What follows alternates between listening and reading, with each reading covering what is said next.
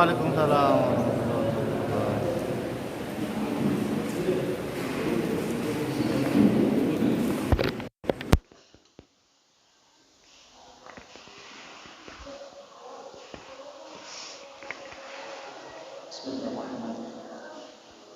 Assalamualaikum warahmatullahi wabarakatuh. Alhamdulillahi rabbil alamin. Alhamdulillahilladzi arsala rasulahu rahmatan lil alamin.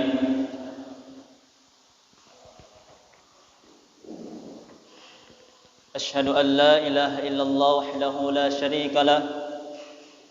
Wa ashhadu anna Muhammadan abduhu wa rasuluhu la nabiyya wa la rasula ba'dah. Allahumma salli wa sallim wa barik ala sayyidina Muhammad wa ala ali sayyidina Muhammad. Amma ba'd. Fa ya ibadallah, ittaqullaha haqqa tuqatih wa la tamutunna illa wa antum muslimun. Wa qala rabbi shrah li sadri wa yassir li amri wahlul 'uqdatam min lisani yafqahu qawli. Rabbi zidna 'ilman nafi'ah warzuqna fahman wasi'a bi rahmatika ya arhamar rahimin. Amin ya rabbal alamin. Yang kami muliakan segenap pengurus Masjid Al-Muslim, para imam, para khatib, para bilal, para ustadz, ustazah, para alim ulama, tuan-tuan guru, para tokoh masyarakat, ketua RT, ketua RW, dan lain sebagainya yang tak pula bisa disebutkan satu persatu. Kemudian yang selalu saya banggakan, rekan-rekan, sahabat-sahabat dari pejuang subuh. Perlu saya sampaikan, Pak, bahwasannya mereka ini adalah orang-orang pilihan Allah. Mereka ini rekan-rekan sayap dari pejuang subuh. Mereka ini adalah orang-orang pilihan Allah yang dipilih oleh Allah Subhanahu wa taala untuk selalu mensyiarkan agama Islam, untuk selalu melihatkan kepada masyarakat, ini loh sunnahnya Rasulullah SAW. Kita selama ini taunya puasa tuh di bulan Ramadan.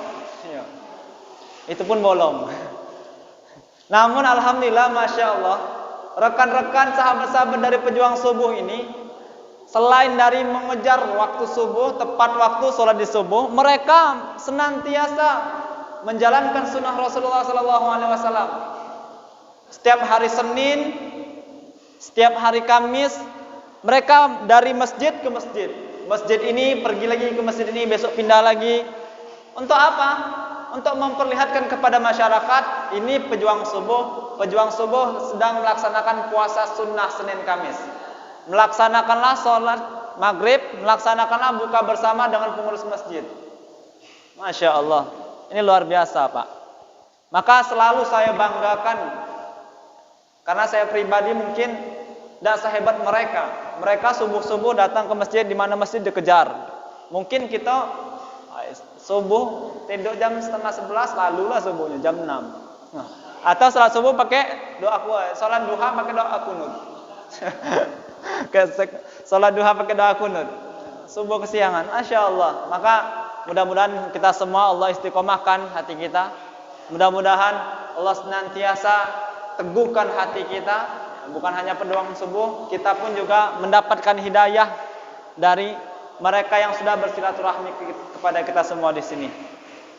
Bapak Ibu jamaah rahimakumullah, dan tidak kalah pentingnya yang saya muliakan para jamaah, bapak-bapak, ibu-ibu, ya, yang hari ini dipilih oleh Allah untuk menghadiri majelis kita ini, Pak. Di tengah-tengah hujan, gerimis, mager itu malas gerak. Bahasa anak mudanya itu mager itu malas gerak. Malas gerak karena dingin pergi ke masjid, tapi kita dipilih oleh Allah untuk sholat berjamaah di masjid. Maka bersyukur kita kepada Allah Subhanahu wa taala dengan mengucapkan alhamdulillahirabbil alamin. Kata Allah Subhanahu wa taala, kalau kita mensyukuri nikmat Allah itu, la in syakartum la azidannakum wa la in kafartum inna adzabi lasyadid. Kita Pak, kalau mensyukuri nikmat Allah, maka nikmat itu akan ditambah oleh Allah. Punya duit 1.000, kita syukuri bertambah jadi 2.000. Cobalah.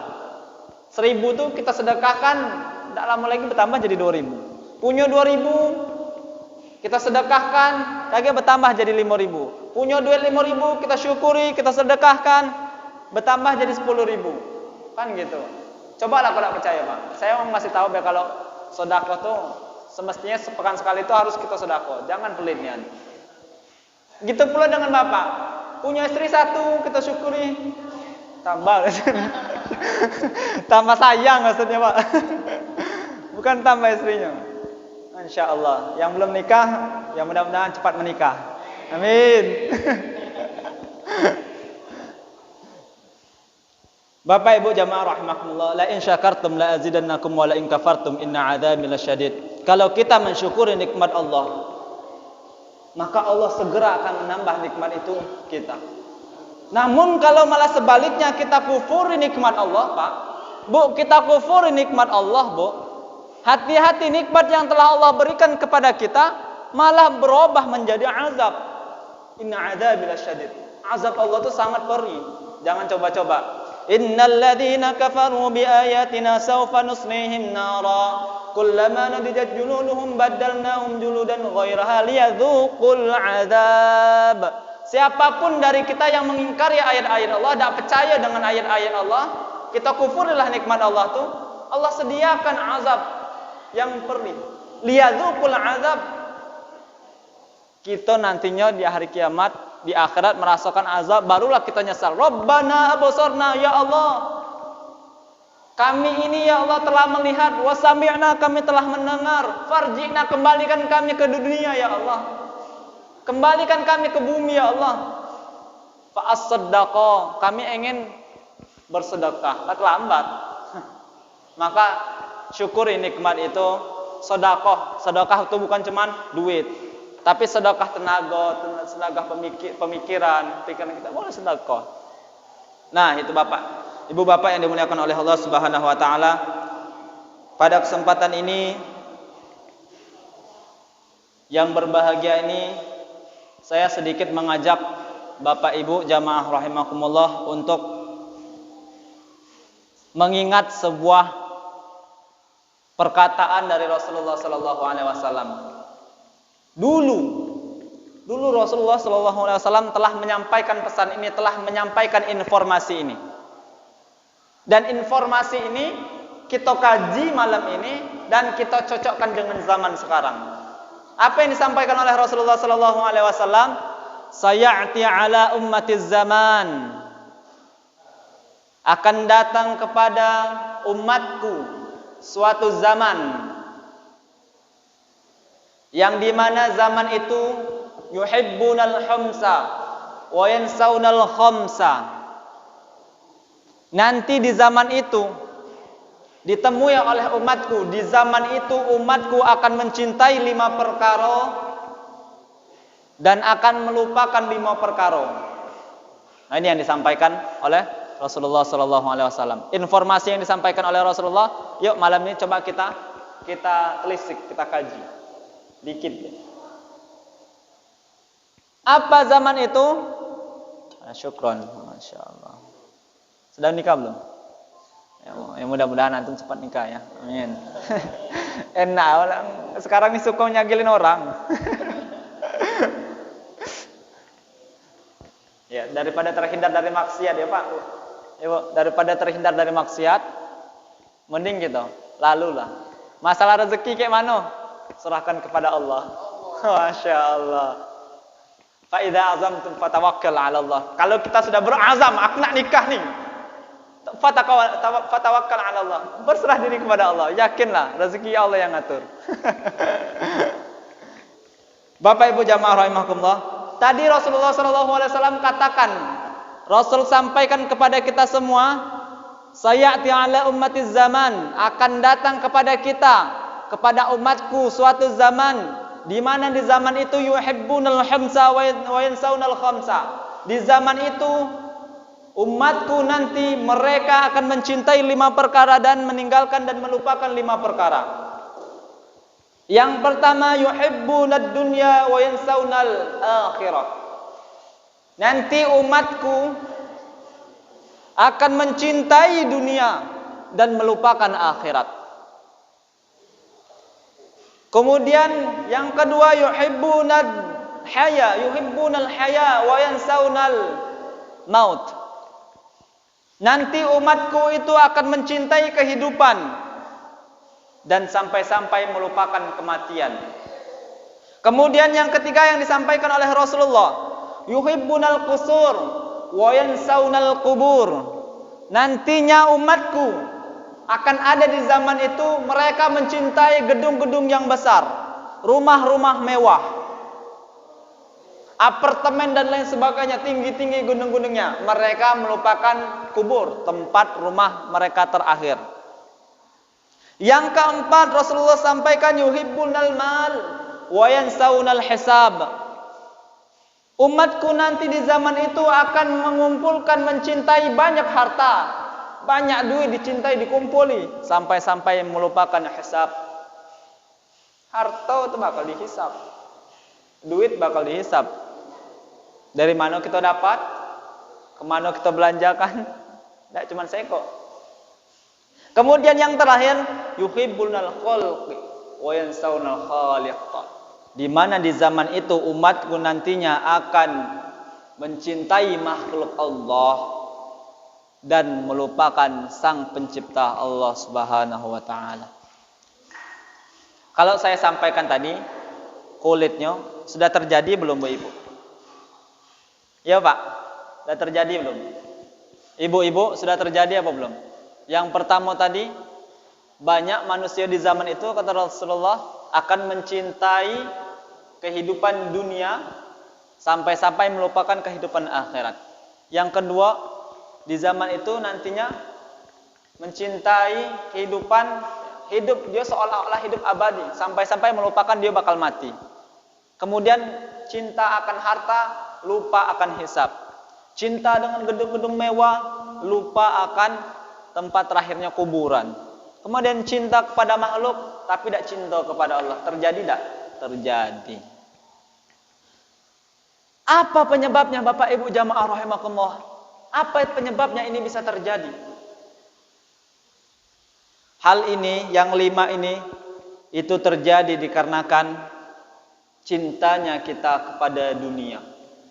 Kelima ini terjadi, sebabnya 5 ini, informasi yang disampaikan Rasulullah tadi ini terjadi, itu dimulai dengan awalnya kita mencintai dunia.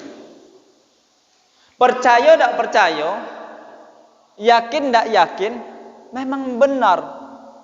Ternyata sedikit banyaknya kita tuh benar-benar mencintai dunia. Kalaulah apalagi sudah berlebih-lebihan mencintai dunia, maka kelima-lima ini sudah bakal terjadi. Apa kata Rasulullah sallallahu alaihi wasallam? Hubbud dunya ra'sul kulli khati'ah. Mencintai dunia itu adalah pangkal dari segala keburukan. Hubbud dunya ra'sul kulli khati'ah. Mencintai dunia itu adalah pangkal awal mula dari segala keburukan, baik di dunia maupun nanti di akhirat. Cobalah Bu. Ya contoh Bu. Contoh. Kalaulah kita nengok tetangga punya mobil baru. Suami kita ini kebetulan bos, banyak duitnya. Tetangga kita ini baru, dia cuma jualan tahu. Mohon maaf yang jualan tahu, insya Allah. Tetangga ini jualan tahu. Yang suaminya tadi nih adalah seorang bos. Seorang penjual tahu tadi datang jadi tetangga. Terus dia mobilnya 2. Sudah 2 beli lagi. Amin. Yo Ustaz ya. Mudah-mudahan beli lagi mobil. Beli mobil lagi. Sedangkan yang suami kita nih tadi adalah mobilnya cuma seko. Akhirnya apa? Iri dengan tetangga kita yang baru datang. Bang, tengoklah bang. Tetangga itu cuma jualan tahu. Tapi bisa mobilnya 2 nambah pula lagi seko. Nah, kan gitu. Istri cinta terhadap harta dunia nih. Akhirnya apa? Suaminya tadi ini karena pengen nuruti kemauan istrinya, pengen nambah mobil, gaji tak bisa cukup, tak cukup untuk beli mobil baru, akhirnya apa? Korupsi. Tidak. Korupsi itu. Segala cara diupayakan untuk memenuhi kemauan istrinya. Awalnya dari cinta dunia. Inilah yang dikatakan oleh Rasulullah sallallahu alaihi wasallam, hubbud dunya ra'sul kulli khati'ah. Mencintai dunia itu adalah pangkal daripada segala keburukan. Maka oleh karena itu, Al-Imam Al-Ghazali menyampaikan kepada kita, faghadaha ra'su kulli hasanah. Maka kata Al-Imam Al-Ghazali, sebaiknya kita nih faghadaha, bersikap biasa-biasa dengan dunia. Batasi diri kita nih, jangan sampai kita mencintai dunia yang berlebih-lebihan. Batasi diri kita nih. Supaya apa? Ra'su kulli hasanah. Karena itu adalah awal daripada kebaikan kita. Kalaulah tetangga punya mobil 2, 3, sudahlah, biarin merah. Syukuri apa yang ada. Kita punya mobil seko, ya bu, syukuri. Karena kalau kita syukuri, itulah awal kebaikan kita. Tapi kalau kita tidak mensyukuri, malah iri, itulah awal daripada keburukan kita. Bapak ibu jamaah rahimakumullah, masih berkenaan dengan hubbud dunya, mencintai dunia. Kemudian kata Al-Khalifatul Amirul Mukminin, pemimpin kita, Umar bin Khattab. Afwan, Umar bin Khattab atau Abu Bakar, saya lupa. Kalau nggak salah antara Abu Bakar dan Umar bin Khattab. Kata beliau, hubbud dunya wasir rajalah taqwa. Kalau kita mencintai dunia itu, ya, sirajulah taqwa, akan menjadikan kehidupan kita ini gelap. Mencintai dunia ini menyebabkan kehidupan kita ini menjadi gelap. Apa maksudnya gelap? Mata kita ini seolah-olah dibutakan dengan dunia. Kalau kita sudah timbul perasaan cinta dunia. Dunia kita ini, kehidupan kita ini menjadi gelap. Tak lagi kita menggunakan mata yang penuh iman. Tak lagi kita menggunakan hati yang penuh iman. Tak lagi kita menggunakan telinga kita yang dengan iman. Tak lagi, gelap. Mata kita ini dibutakan oleh dunia. Itu kata Umar bin Khattab kalau tidak salah. Iya. Akhirnya apa? Akhirnya segala cara itu dilalui. Tak kenal halal, tak kenal haram, tak kenal menzolimi, tak kenal menyakiti, tak kenal dengan saudara kita ni mau susah mau payah, pokoknya lalulah, hantamlah. Kalau lah kita cinta dunia. Iya tak Pak? Iya. Kita cinta dunia. Tak lagi kita kenal halal dan haram itu, gelap semuanya. Kita tidak lagi menggunakan telinga kita. Monggolah sebanyak apapun nasihat yang masuk ke telinga kita, masuk kuping kiri, keluar kuping kanan. Ini kiri, keluar kuping kanan. Iya Pak, kalaulah sudah cinta dunia. Nak sehebat apapun kiai ustadz yang menasehati orang itu yang sedang mencintai dunia, tidak lagi berguna kupingnya untuk mendengar. Karena cinta dunia itu memang membahayakan. Hubbud dunya. Maka Bapak Ibu jamaah rahimakumullah, hati-hati jangan sampai kita ini terlalu mencintai dunia. Alah, gaya Dindo nih. Saya bukan ustaz Pak ya. Saya tidak manggil wawan ustaz, Dindo ya. Alah, Dindo nih, tayo tidak. Emang Dindo tidak cinta dunia? Yo, kita manusiawi. Sedikit banyak muncul itu. Cuman kalau bisa kita batasi, Pak. Jangan sampai berlebihan. Itu kata Umar bin Khattab tadi. Kata Imam Al-Ghazali tadi, batasi diri kita dengan dunia itu. Ya, semaksimal mungkin berusahalah kita tidak mencintai dunia. Bapak Ibu jamaah rahimakumullah. cinta dunia itu, kalaulah kita mencintai dunia, kalau tadi saya sampaikan cinta dunia itu akan menjadikan kehidupan kita gelap. Kita tidak lagi kenal, tidak bisa melihat yang mana halal, yang mana haram, tidak bisa lagi kita lihat. Dan cinta dunia, ya kalau kita mencintai dunia, saya bawa yang real. Siapapun di antara kita yang hari ini mencintai dunia, mau tidak mau, setuju tidak setuju, sudah terjadi, pasti akan menjadikan pekerjaannya menjadi yang prioritas. Sampai-sampai apa? Fa'amma man tagha, orang yang melampaui batas, fa'atharul hayatad dunya, ialah orang yang berlebih-lebihan dalam mencintai dunia. Fa innal jahima hiyal ma'wa, nanti tempatnya di neraka. Kenapa bisa? Kenapa bisa? Karena kita dikarenakan pekerjaan kita ini, kita sudah timbul perasaan cinta dunia. Cinta dunia itu maksudnya bukan dunia ini, dunia apa? Istri, kalau kita cinta istri berlebih-lebihan termasuklah dunia. Mencintai harta berlebih-lebihan itu termasuklah cinta dunia. Kalau kita mencintai dunia, maka pekerjaan akan kita jadikan sebagai Tuhan. Maka pekerjaan akan kita prioritaskan, kita utamakan, lebih mengutamakan, mendahulukan urusan dunia, pekerjaan kita dibandingkan pekerjaan akhirat. Yang orientasinya, tujuannya adalah akhirat. Cobalah.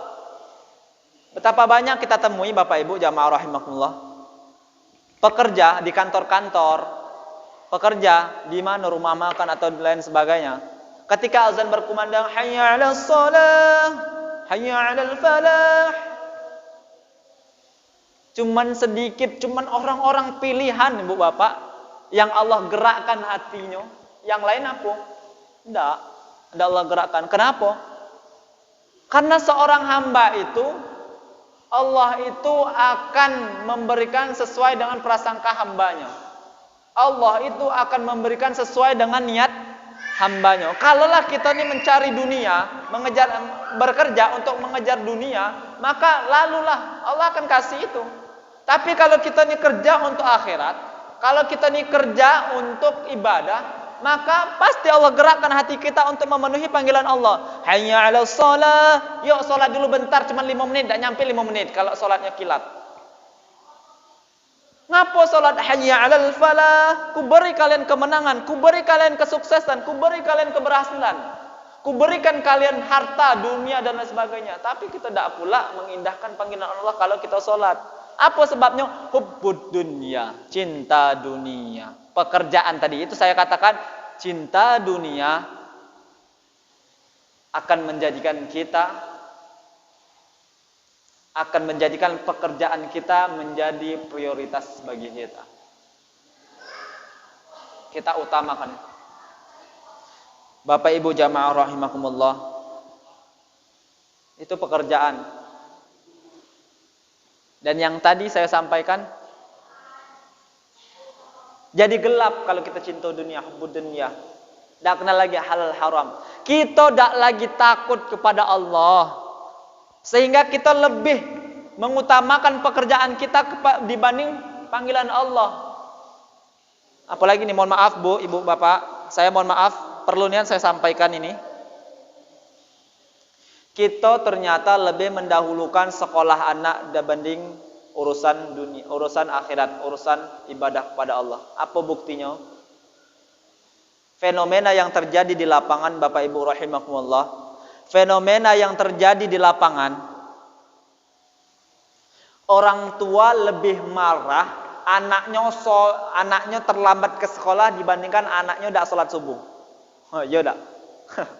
Cobalah tengok. Bangun kau, nak sholat, nak sekolah apa tidak kau ni? Disekolahkan bagus-bagus, malas-malasan sekolah. Kita lebih marah ketika anak kita terlambat dan tidak mau pergi ke sekolah. Tapi anak kita tidak bangun sholat subuh, aduh, kita marah.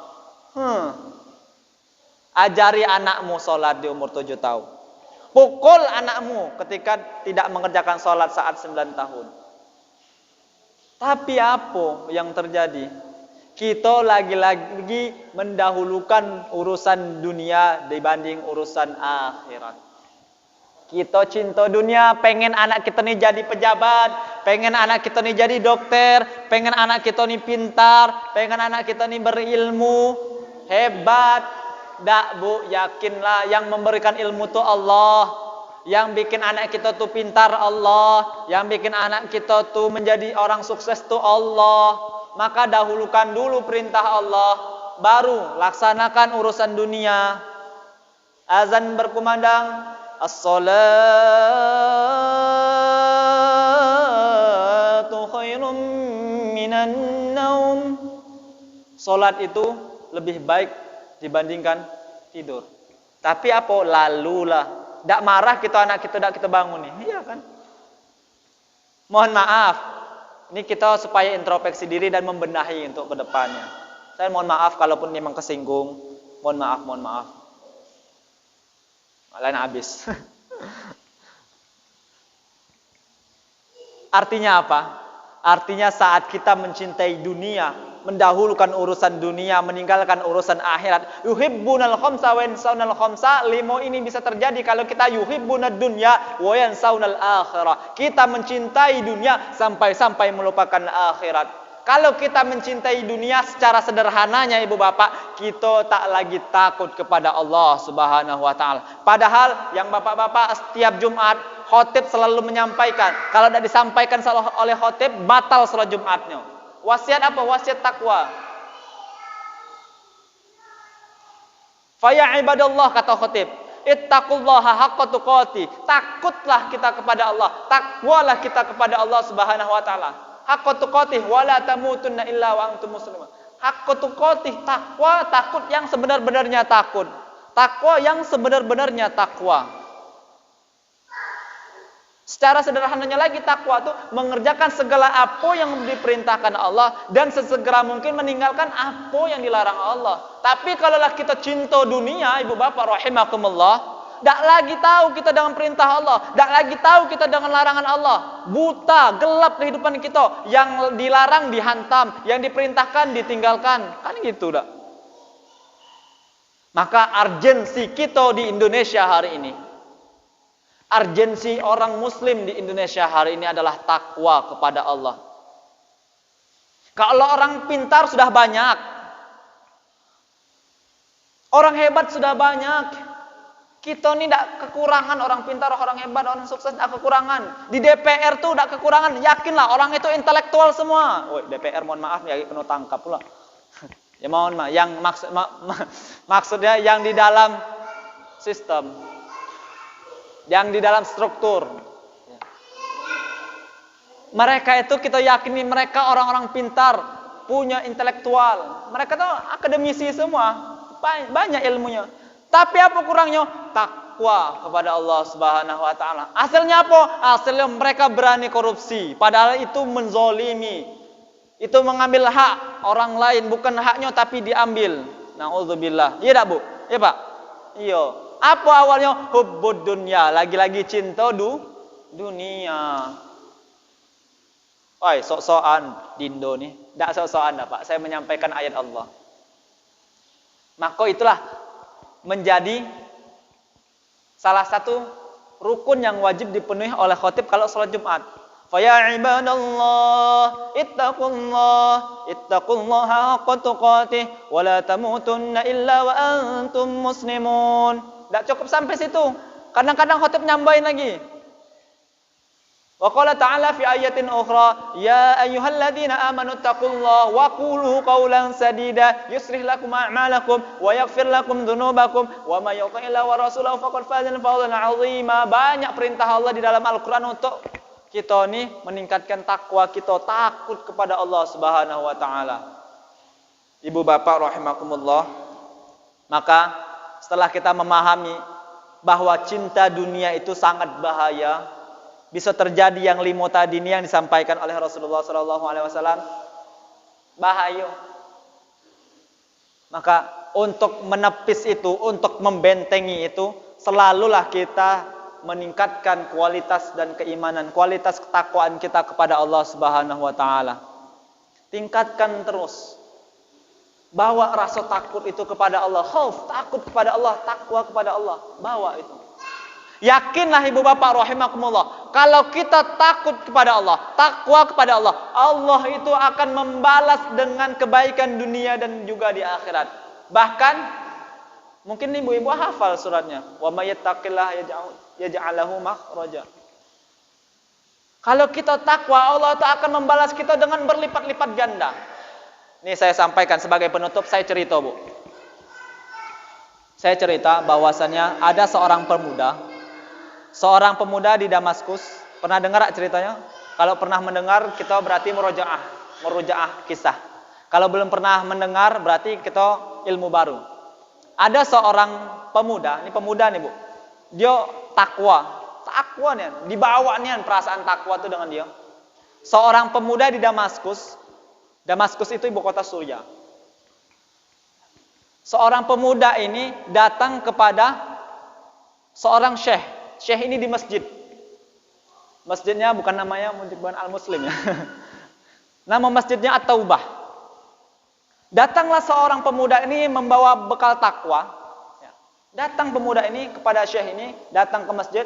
Wahai syekh, aku seorang pemuda. Aku ini miskin, tidak punya apa-apa.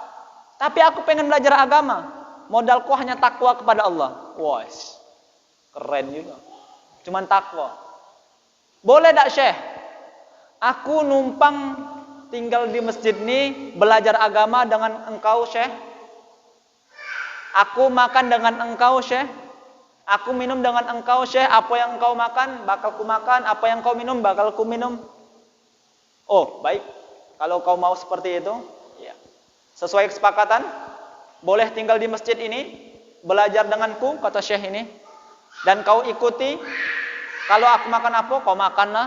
Kalau aku minum, kau minumlah, kata syekh ini.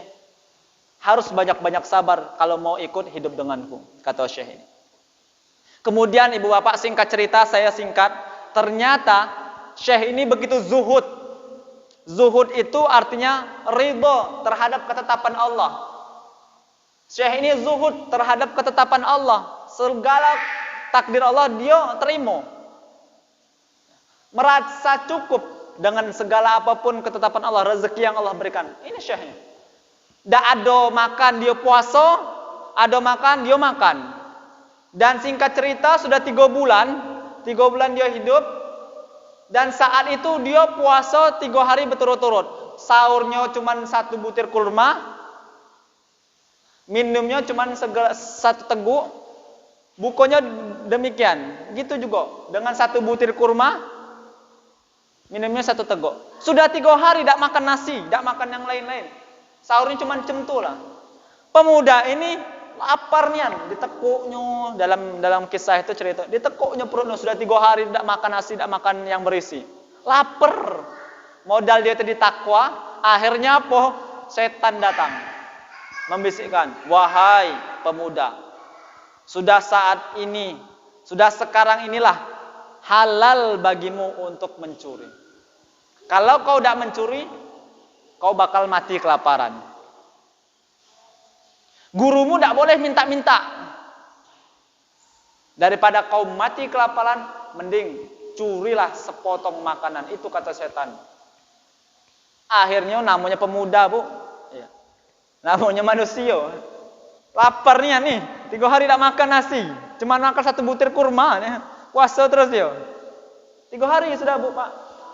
Tergodalah dengan syaitan. Akhirnya apa, singkat cerita, pemuda ini memberanikan diri untuk manjat, loncat pagar dari masjid, memasuki rumah pertama, cari makanan. Mano makanan.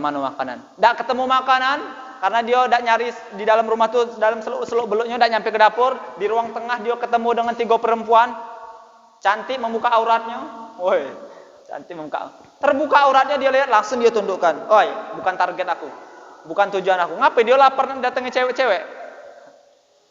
Pergi dia dari rumah pertama, datang lagi, cari lagi ke rumah kedua. Ternyata di rumah kedua dia tengok kayaknya kosong. Masuklah dia di dalam ke rumah kedua, datangi ke dapurnya.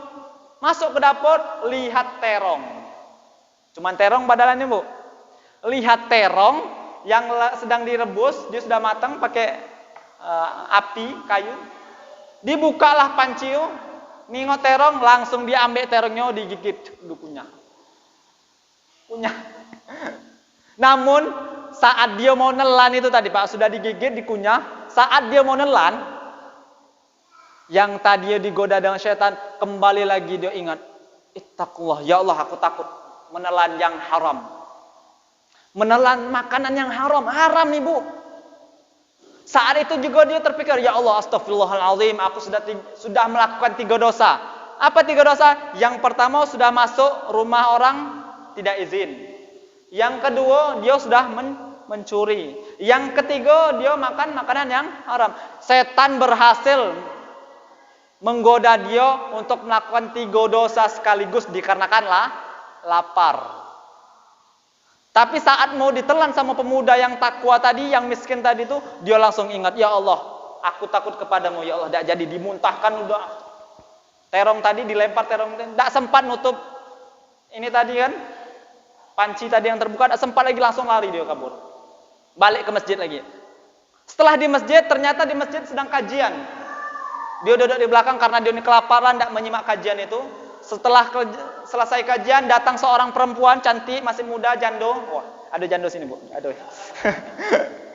Kalau enggak.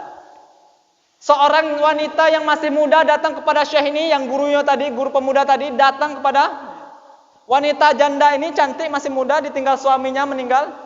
Datang kepada Syekh ini, Syekh, aku mencari jodoh, tolong carikan aku jodoh. Dipanggillah muridnya tadi, yang pemuda yang kelaparan lagi di belakang, dia lagi kayak ini laparnya. Lapar ya. Dipanggil. Syekh ini awak lagi lapar, dipanggil-panggil pula katanya beliau kan. Datanglah pemuda ini ke Syekh. Iya Syekh, apakah kau sudah menikah? Pemuda ini tidak menjawab. Syekh bertanya lagi untuk yang kedua kalinya, apakah kau sudah menikah? Tidak lagi dijawab. Untuk yang ketiga kali, sekali lagi, wahai anak muda, saya tanya, apakah kau sudah menikah? Kemudian pemuda ini menjawab, wahai Syekh, aku hidup denganmu. Apa yang kau makan, aku makan. Apa yang kau minum, aku minum. Aku sudah 3 bulan dan hari ini kita puasa tidak makan berturut-turut 3 hari, Syekh. Gimana mau? Azan pula, Bu. Gimana mau ngasih makan anak orang? Kita selesaiin cerita ini bentar, Pak. Gimana mau ngasih makan anak orang? Aku hidup dengan kau. Kelaparan sudah 3 hari kita tidak makan. Bukan kayak gitu. Kalau kau belum menikah, kata Syekh ini ada perempuan cantik soleha, sudah selesai masa iddah, ditinggal oleh suaminya, mau mencari jodoh, aku rasa kau yang paling cocok. Langsunglah dinikahkan di masjid itu. Dipanggil saksi, dipanggil wali, nikahkan. Hitungan menit betul. Saya terima nikahnya tuh. Nikah orang tuh berdua. Setelah menikah itu hitungan menit langsunglah balik. Sekarang kau pergilah. Kau pergi pulang bersama istrimu. Pulanglah bersama istri, agak malu-malu nih Bu. Baru kenal hitungan detik langsung nikah. Baliklah ke rumah dan ternyata apa Ibu? Waktu perjalanan ke rumah, dia datang melewati rumah pertama tadi. Kemudian sudah lewat, datang ternyata memasuki ke rumah kedua. Cemas dia, la ilaha illallah. Yang rumah yang dia masuk tadi tuh Bu, yang dia maling tadi itu Pak. Masuk. Ini rumah siapa nih? Cemas dia Pak. Ternyata setelah masuk ke dapur. Istrinya tadi nih kaget. Ya Allah, siapa yang mencuri terongku? Siapa yang telah mencuri terongku? Kaget istrinya tadi. Suami ini cemas-cemas sih Bu. Akhirnya, wahai istriku, dia malu-malu nih, wahai istriku, ketahuilah bahwasannya aku tadi gini cerita lah Bu. Buka panci, gigit terong, ngunyah terong. Karena dia ini takut sehingga dia muntahkan. Tio tuh, masih ada istriku, bekasku muntahkan, terongnya masih kelempar di sana dan masih juga belum ditutup. Akhirnya apa kata istrinya? Wahai suamiku, ketahuilah, di saat engkau meninggalkan sesuatu yang haram, meninggalkan terong ini, bukan hanya terongnya saja yang kau dapat. Terongnya dapat, pancinya dapat, rumahnya dapat, pemilik pancinya dapat, pemilik rumahnya dapat. Masya Allah. Yakin Bu, kalau kita takwa kepada Allah, meninggalkan sesuatu yang haram karena Allah Subhanahu wa ta'ala, yakinlah Allah akan balas berlipat-lipat. Jangan takut Pak. Jangan dikarenakan kita mencintai dunia sehingga kita berani tidak takut kepada Allah. Jangan.